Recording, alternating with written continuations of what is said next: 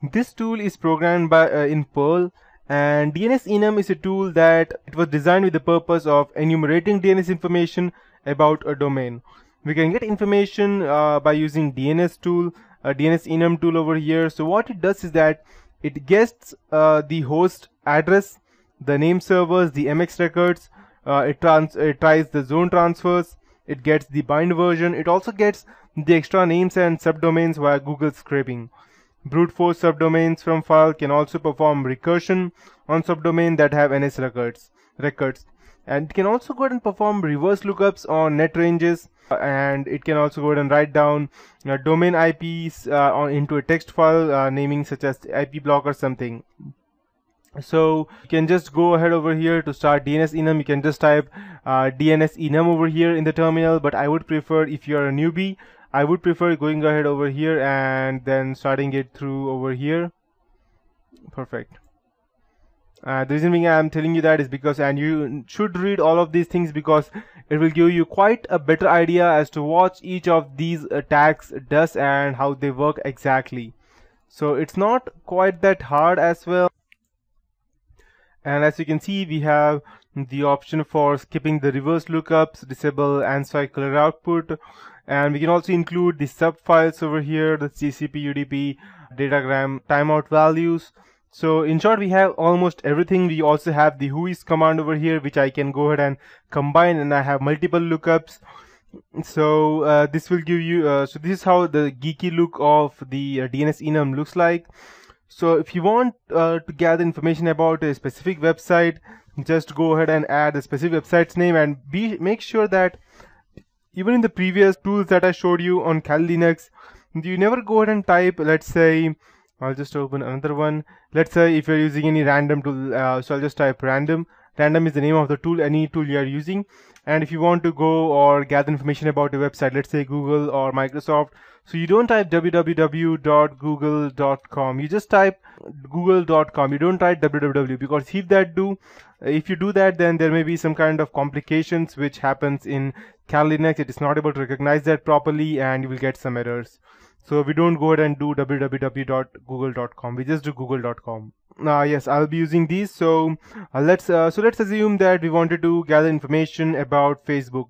So extra names and subdomains can also be found out via Google scraping, and most of the time this is not working with all domains, but it does work sometimes. So let's go ahead and first gather information using DNSenum, and we'll type facebook.com. And let's see what information we get. Okay, so we have the name servers over here, the IP addresses of each server. Now it's trying to get a zone transfer. It failed because I did not provide any brute force file or any password file so that it can go ahead and crack the DNS query. So, but we can still go ahead and type some extra subdomains or via Google scraping. So we will just go ahead and try to do that, and let's check what we get.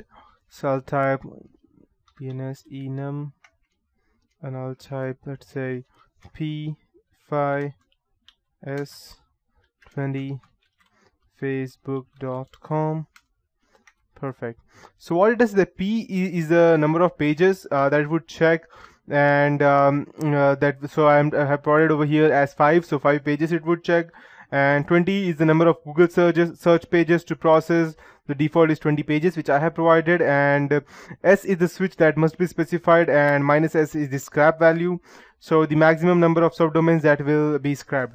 And since this is not functional, you can manually run this command in a Google search, such as all in www.sitename, and you will still get the same thing. So I'll first go ahead and run this over here, and after that I'll go ahead and run the same thing to Google, and I'll show it to you. Let's check if we get some more stuff. Zone transfer won't work because the reason being that I have not yet provided any random file to it. It has started scraping subdomains from Google for facebook.com. So let's check what we get. Perfect. So it is scraped, but it did not get anything because Google is most probably blocking the queries. But this is how it works, and I'll show you how it works in Google if I go ahead and do the same thing. So I'll just type all.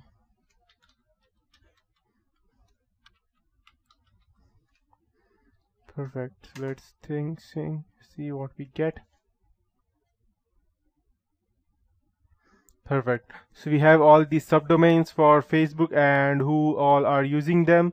So you can see that we have it for www.facebook.com, and these are all the subdomains for these different people who have been using them. So you can go ahead and gather this information, and I'll finally show you how we can go ahead and brute force. So just in case this tool is not working, you can go ahead and gather information over there, and then you can go ahead and come back over here to brute force these things. So brute force subdomains open terminal, and it can go ahead. I'll just show it to you. So I'll just type DNSenum -f DNS.txt. Over here, DNS.txt would be your text file which contains n number of passwords, and you need to save it over here in the home. And I'll just go ahead and add it. Let me check if I can go ahead and okay.